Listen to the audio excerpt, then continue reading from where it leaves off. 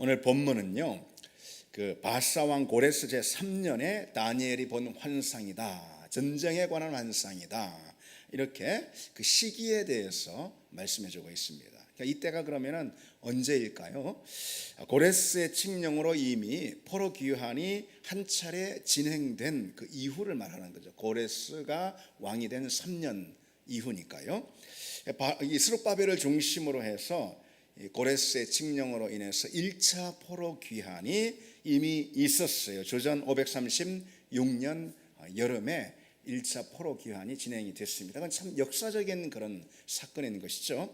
그 귀환한 유대인들은 그해 가을까지 무너진 성전터를 정결하게 하고요, 70년 만에 희생 제사를 올려드렸습니다.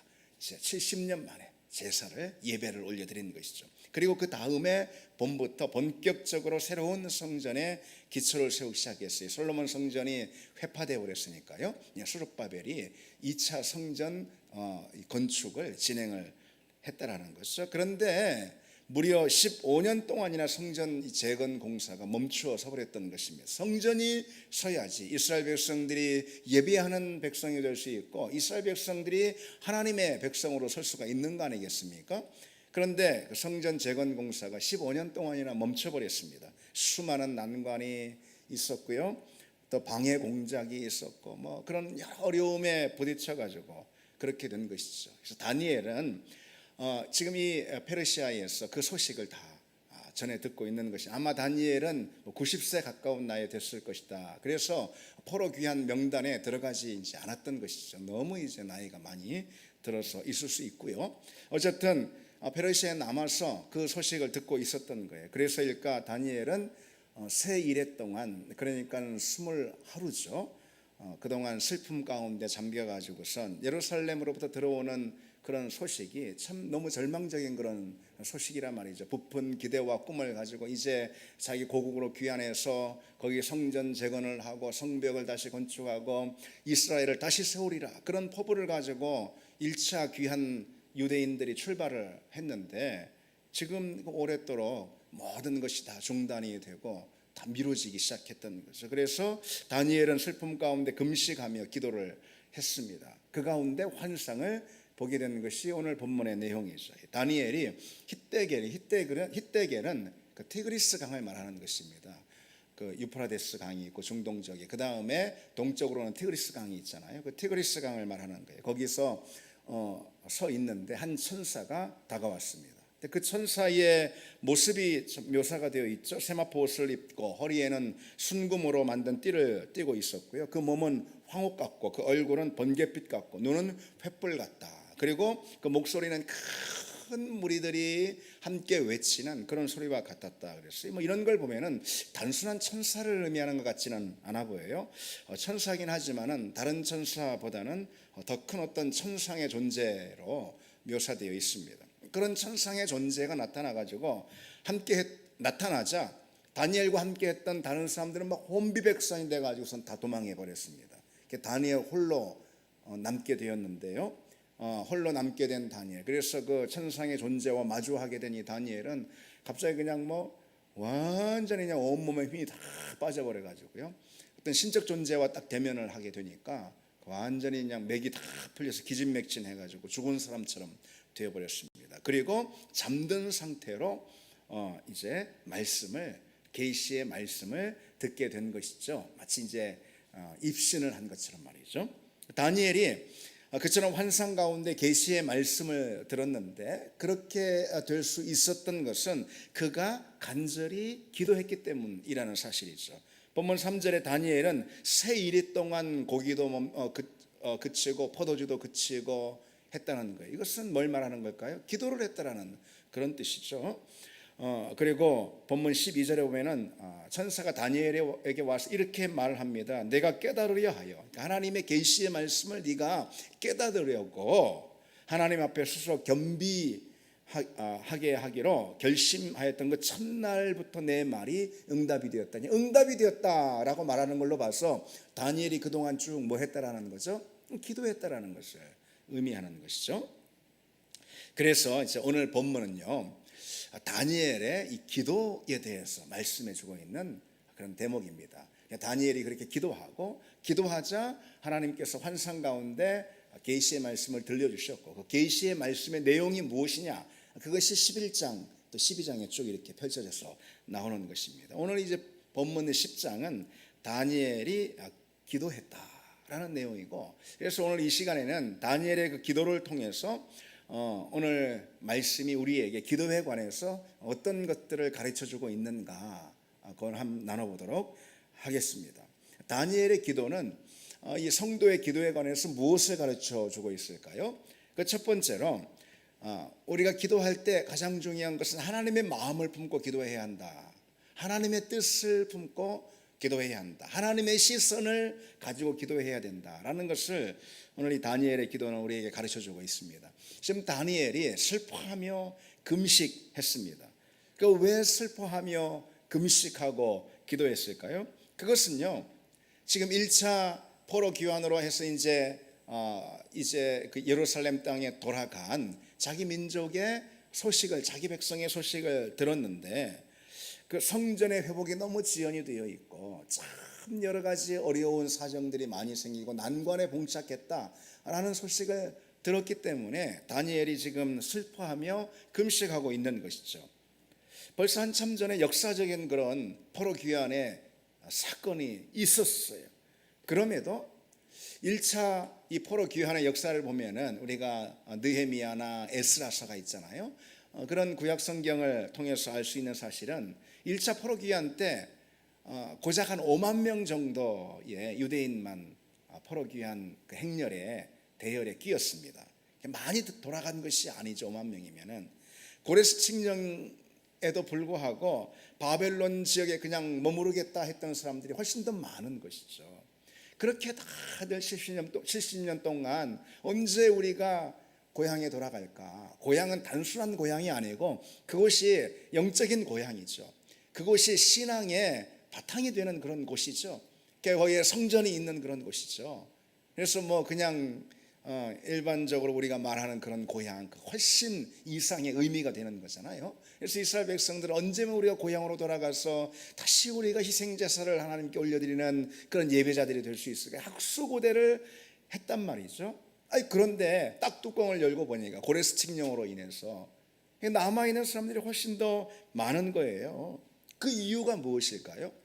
그 70년 동안 포로 기간 동안이죠. 바벨론에서 이미 정착을 다 해가지고 2세대 해가지고 뿌리를 그냥 내린 거예요. 생활 기반을 거의 다 확보를 한 것입니다. 근데 그것을 쉽게 포기하기가 어려웠던 것이죠.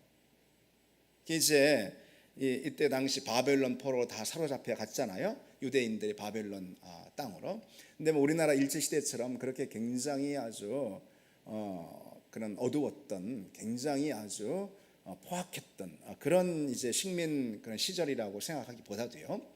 이 사로잡혀간 사람들은 나름대로 거기서 여러 기반을 마련하고 사회 경제적인 활동들을 다 하고 바벨론의 시민들로 다 살아갔던 것입니다. 더군다나 70년이 지나서 이제 2세대가 들어섰잖아요.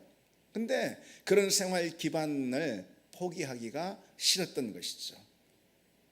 그래서 돌아가지 않은 것입니다. 그리고 무엇보다도 이들이 영적으로 침체되어 있고 신앙이 매우 약화되어 있었기 때문에 부모의 신앙을 이어받지 못한 그런 관계로 돌아가기를 꺼려했던 것입니다.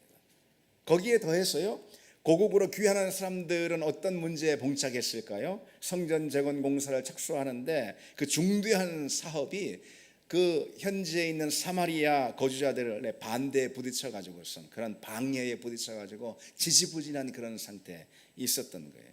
그리고요, 또 하나님께서 다니엘이 기도하는 가운데 이제 결국은 환상을 보여주셨는데 그 환상 가운데 다니엘이 알게 된 사실이 뭐가 있냐면은 그게 다니엘을 굉장히 고통스럽게 했습니다. 먼 미래 자기 백성 유대인들의 그런 삶을 환상 가운데 다니엘이 보게 되었는데 뭐냐? 그건 예루살렘 성전 가운데 큰 어려움이 임하고 그리고 자기 백성 후예들이죠.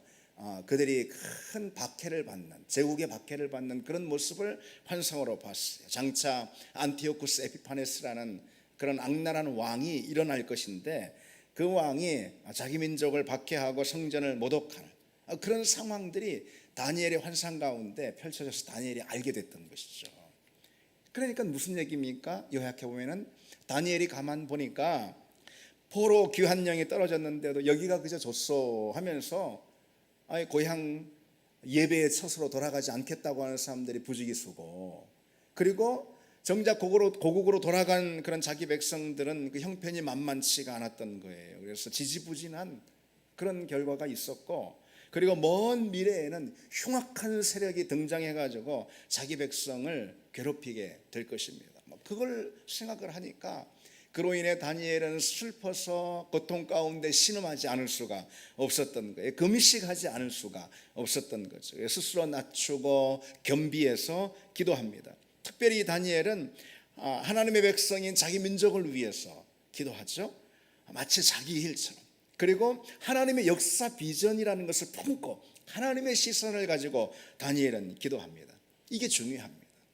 여러분, 우리가 정말 하나님의 자녀라면은 이런 기도를 해야 한다는 것이죠. 우리가 주님의 제자라면은 이런 기도를 해야 하지 않겠냐는 것이죠. 자기 생활에 관한, 자기 것에 관한 기도만 하는 것이 아니라 하나님의 마음을 품고 하나님의 시선을 가지고 기도해야 하는 것이죠. 하나님의 일을 놓고 기도해야 하는 것이죠. 나의 일을 놓고 기도하는 것 이전에 하나님의 일을 놓고 우리가 기도를 해야 한다는 것이죠. 하나님이 사랑하시는 것을 향해 마음을 품고 기도를 해야 하는 거죠. 내 마음이 가 있는 것 이전에 하나님의 마음에 가 있는 그것을 놓고 그걸 내일처럼, 아니 내일보다 더 귀하고 더 중하게 기도할 수 있는 그런 사람이 진정 하나님의 종이죠. 우리는 먼저 주님 말씀하신 대로 우리는 먼저 하나님의 나라와 의를 구하라고 하셨잖아요. 그러면 이 모든 것을 다 더하시리라 꼭 그렇게까지 말씀해 주셨잖아요. 그러니까 먼저 그 나라와 그 의를 구하라. 그러면 다른 건 다 더하리라. 이 말씀까지 덧붙여 주셨단 말이죠. 그 말씀 덧붙여 주시지 않아도 이 모든 것을 너희에게 더하리라. 이 말씀 하시지 않아도 우리는 항상 우리가 하나님의 자녀, 하나님의 종이라면은 그 나라와 그 의를 먼저 우선적으로 구해야 하는 건 마땅하지 않겠습니까? 그렇죠. 그러니까 하나님의 뜻과 마음이 어디에 있는지 묻고, 그리고 그의 시선이 어디를 향해 있는지 우리도 함께 바라보면서 기도해야 합니다. 여러분, 그것이 무엇일까요? 무엇보다도 복음 아니겠어요? 하나님의 마음과 시선이 가 있는 것이 복음 아니겠어요? 복음이 전해지고 진리의 말씀이 선포되고 하나님의 말씀이 물이 바다 덮음같이 온 땅을 덮는 것, 이것이 하나님의 열망이고 이것이 하나님의 열심, 이것이 하나님의 마음 가운데 있는 가장 큰 거 아니겠습니까? 그래서 복음이 없어 신음하고 예수가 없어 고통받는 영혼들을 향해 갖고 있는 하나님의 그 타는 가슴, 타는 마음, 타는 심정, 하나님 내게 그것을 주시옵소서. 하나님, 오늘 나의 형편으로 인해서 내가 신음하며 고민하며 하나님께 나아갑니다. 그러나 그보다도 더 큰 신음과 더 큰 마음의 염려와 더 큰 열망들을 내게 주시옵소서. 곧 복음을 향한, 하나님의 마음 가운데 있는 그 복음을 향한 마음을 내게 주시옵소서.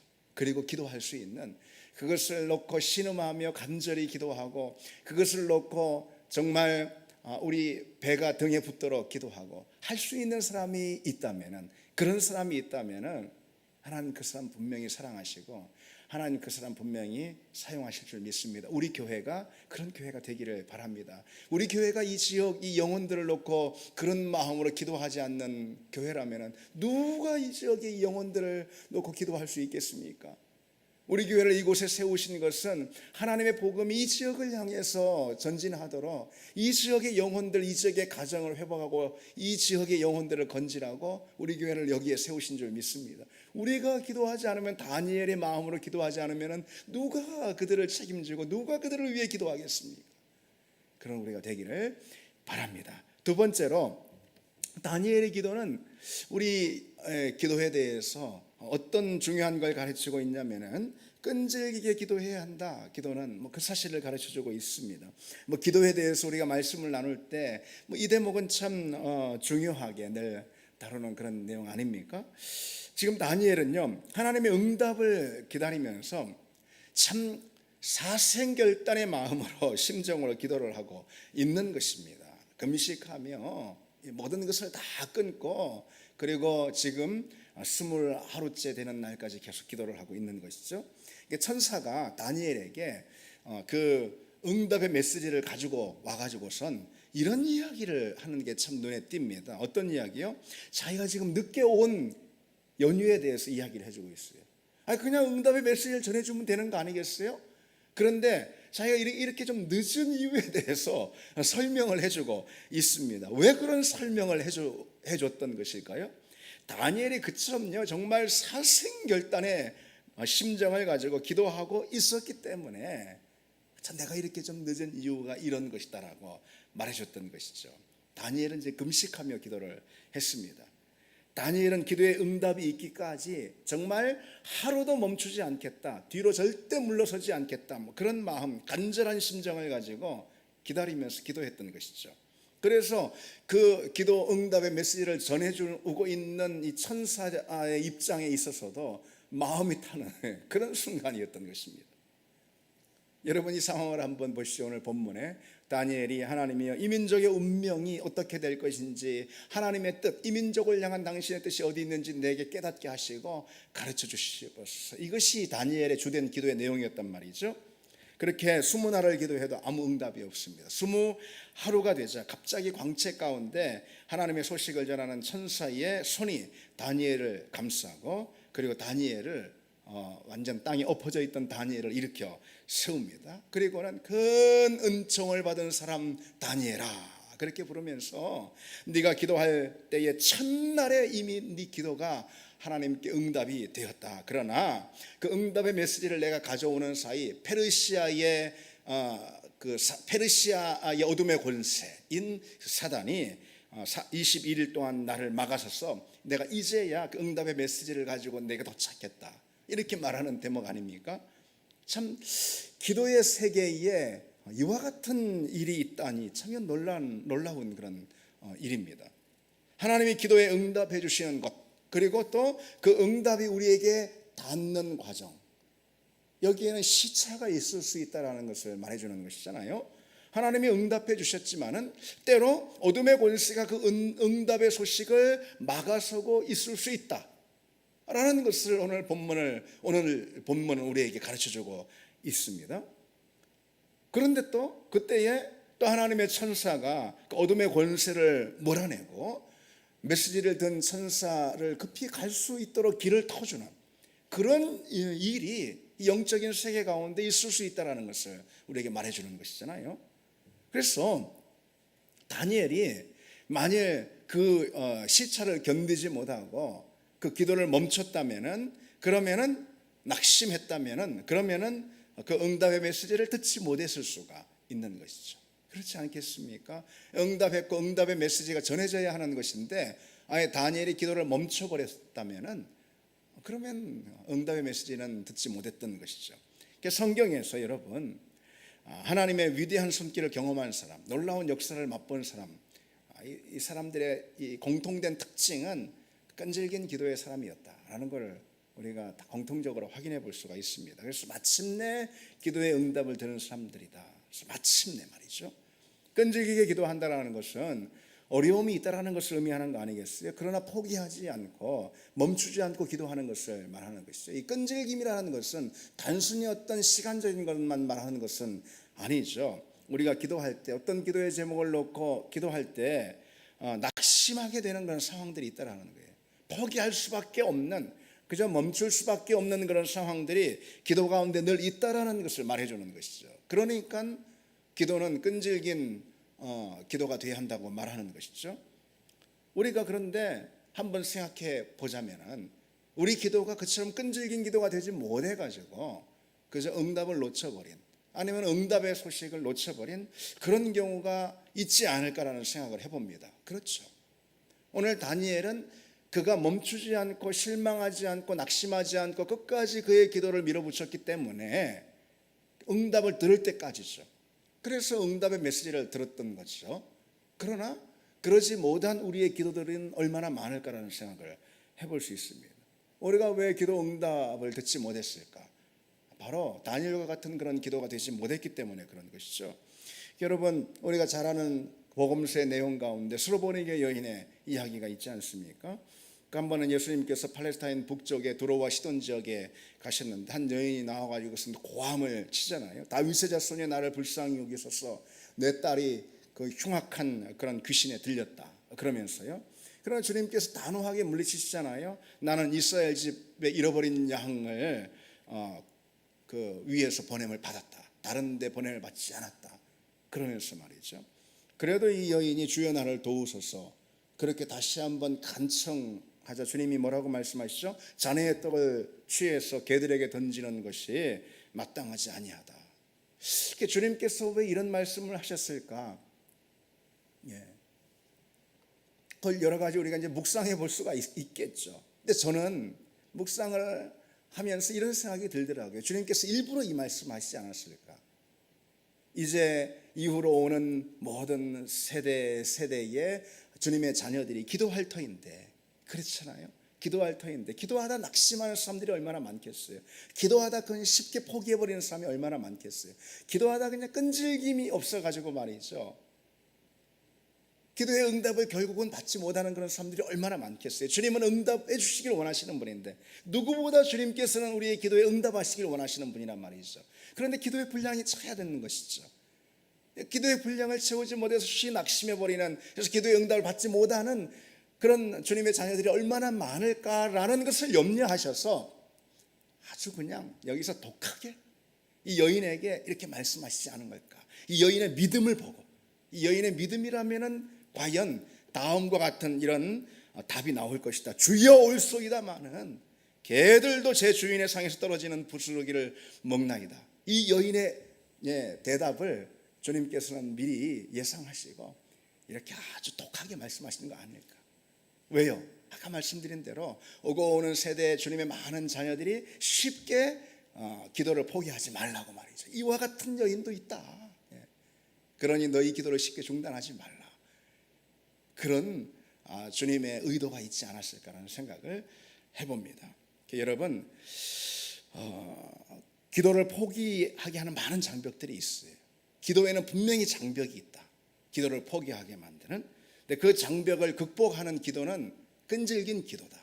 그리고 그런 끈질긴 기도만이 결국 기도 응답을 가져온다는 이 사실을 기억하고 가정을 위해서 또 우리 교회를 위해서 기도하기를 원합니다. 마지막 하나 더 보시면은요, 다니엘의 기도는 우리 기도에 대해서 뭘 가르쳐주고 있을까? 기도의 자리라는 것은요, 빛과 어둠의 권세의 대결장이다.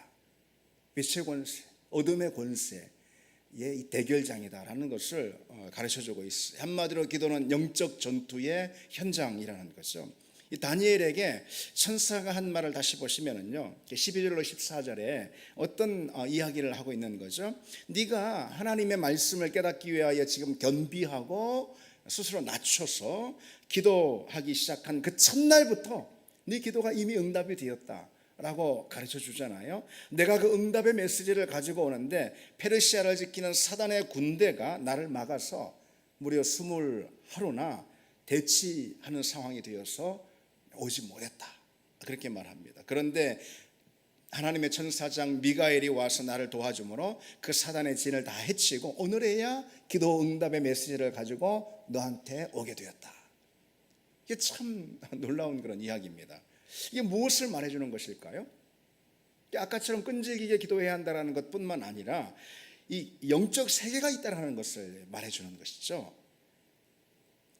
기도의 자리 가운데 펼쳐지는 가장 분명한 세계는 영적인 세계입니다.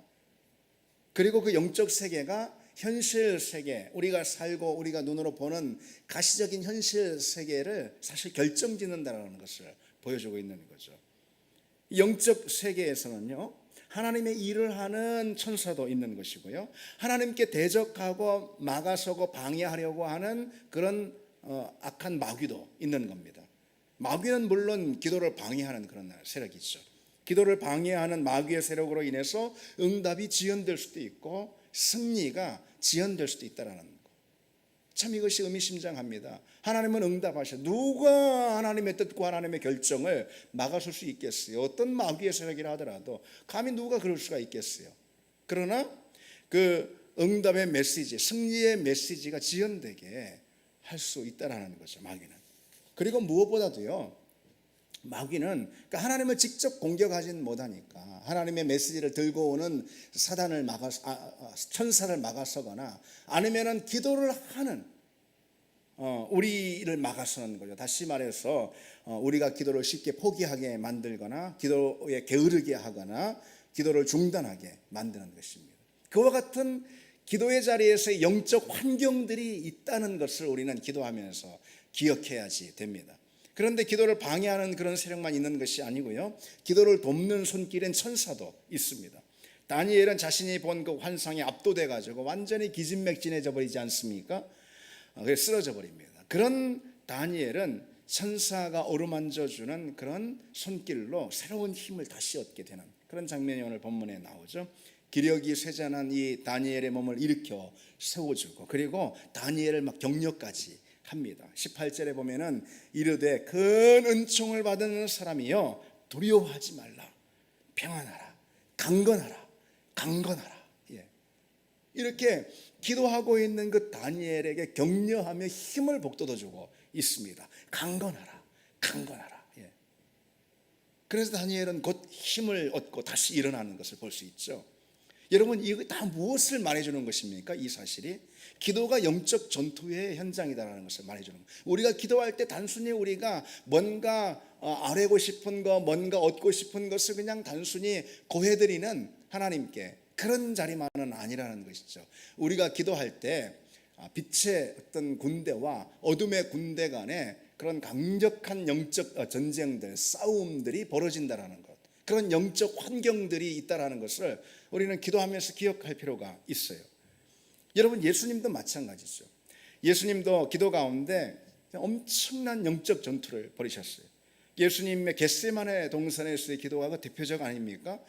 기도는 단순히 뭔가 아뢰고 고하는 그런 자리만이 아니었던 거예요. 치열한, 그야말로 정말로 치열한 영적 전투의 현장이었어요.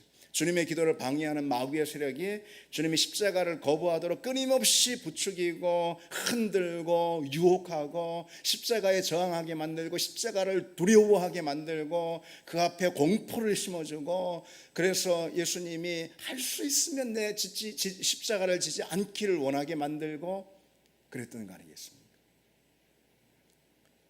주님이 얼마나 강력한 그런 영적인 전투의 현장에 던져졌는지, 그것을 경험하고 있는지, 우리가 주님께서 기도하실 때 겟세마네에서 땀이 핏방울이 되어서 떨어졌다라는 이 대목을 통해서 너무나도 분명히 확인할 수가 있습니다. 여러분, 우리가 땀을 흘리며 기도하는 것도 힘들어요. 이마에 그냥, 아니면 전신에 땀이 송골송골 맺히고, 아니면은 정말 저 옷이 흠뻑 젖기까지 만약 땀으로 그렇게 기도를 했다, 땀 흘리며 기도했다, 이것도 힘든 일인데, 이것도 진액을 다 쏟아내는 그런 일인데, 그 땀방울이 핏방울이 되어 떨어졌다라는 거, 이건 정말 얼마나 치열한 영적 전투였는가, 그걸 말해주는 거 아니겠습니까? 그냥 상징적인 표현이 아니에요. 땀방울이 핏방울이 됐다라는 것은. 그래서 의사들이 사실은 실제로 우리 육체 가운데 이런 일이 있을 수 있다라고 말해주고 있죠. 땀이 핏방울이 되는 그런 의학적인 그런 현상들이 있을 수 있다는 것이죠. 그처럼 주님의 기도가 얼마나 치열한 싸움이었는지 단적으로 보여주고 있죠. 그러자 보다 못한 아버지 하나님께서 아들 예수 그리스도의 그 기도를, 영적 싸움이죠, 실은 그걸 돕기 위해서 천사들을 보내시지 않습니까? 천사가 하늘로부터 예수께 나타나 힘을 더하더라 그러면서요, 무슨 기도가 뭐 그냥 속편하게 뭐 원하는 거나 아뢰고, 물론 그것도 기도지만은 자기 소원이나 하나님께 간구하고, 무슨 기도가 그런 속편한 자리가 절대 아니라는, 기도는 치열한 영적 전투의 현장이고, 거기서 거꾸로져 버리면 인생이 거꾸로져 버리는 것이고, 거기서 멈춰버리면 교회가 멈춰버리는 것이고, 거기서 내가 기도를 중단하면 가정이 무너지는 것이고, 그런 것입니다. 우리 눈에 보이지 않지만은 인류의 모든 죄를 지고 대속의 사역을 감당하시기 위해서 예수님이 먼저 십자가 상에서 치른 전투 이전에 겟세마네 기도의 자리에서 그런 치열한 영적 전투를 치르셨다. 아버지 하나님이 천사들을 보내서 도우실 정도로 기도가 그런 거라는 것이죠. 기도는 거대하고 격렬하고 치열한 악의 세력과 그리고 천상의 세력 간의 대결장입니다. 우리가 기도할 때 그런 대결은 불꽃처럼 튀는 것입니다. 우리가 기도하지 않고 그냥 내 멋대로 자기 원하는 대로 전혀 기도하지 않고 사는, 기도를 생략한 그런 신앙의 자리라면 전혀 대결이 있을 필요가 없는 것이죠. 그러나 우리가 기도의 자리를 펴는 순간 하나님의 역사가 일어난 것이고, 기도의 자리를 펴는 순간 사단의 세력이 무력화되는 것이기 때문에, 따라서 우리가 기도의 자리를 펴면은 격렬한 하늘의 권세와 어둠의 권세 간의 이 불꽃 튀기는 대결이 펼쳐지는 것입니다.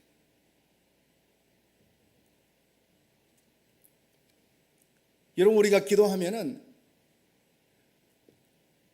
그래서 기도의 자리에서 우리가 승리하면은 우리가 승리하는 믿음이 되는 줄 믿습니다. 기도의 자리에서 이기면은 이기는 인생이 됩니다. 기도의 자리에서 이기면은 이기는 가정이 되고 이기는 교회가 될 수가 있습니다. 기도의 자리에서 이기면은 마귀의 권세가 꺾이고 하나님의 역사가 펼쳐집니다. 모든 이김은 기도의 자리에서 시작이 되고 기도의 자리에서 다 결정이 됩니다. 기도에 능한 사람이 모든 것에 사실 능한 것입니다. 기도에 이기는 사람이 실은 모든 것에 이기는 그런 사람이 될 수가 있는 것이죠. 그래서 우리가 끝까지 끈질기게 포기하지 않고 기도하면은 하늘의 군대가 이기는 거예요. 그래서 마귀의 군대는 패배하고 마귀의 계획이 무산이 되고 마귀의 세력이 무너지는 그런 엄청난 어마어마한 역사가 일어납니다. 그러니 여러분, 기도보다 중요한 것은 없는 것이죠. 기도는 전투니까. 여러분, 전투에서는 딱 두 가지 종류의 사람만 있는 거예요. 하나는 패배해서 죽는 거, 하나는 승리해서 면류관을 쓰는 거. 두 가지밖에 없는 거예요. 딱 두 가지밖에. 그러니까 이것은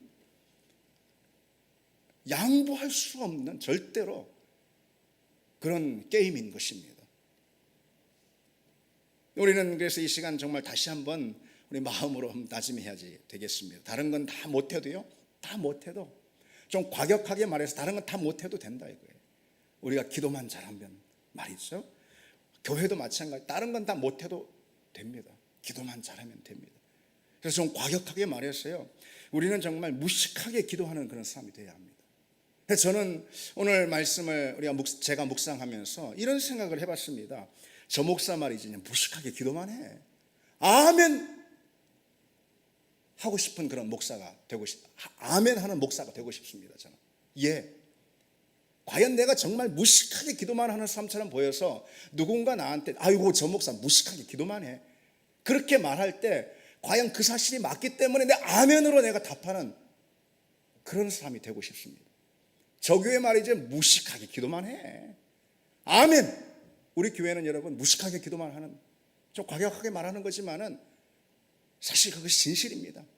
예. 우리 그리스도인들에 대해서 말해주는, 승리한 그리스도인에 대해서 말해주는 정말 그런 교회, 그런 우리가 되기를 원합니다. 우리 같이 찬양 드리시고 함께 기도하시죠.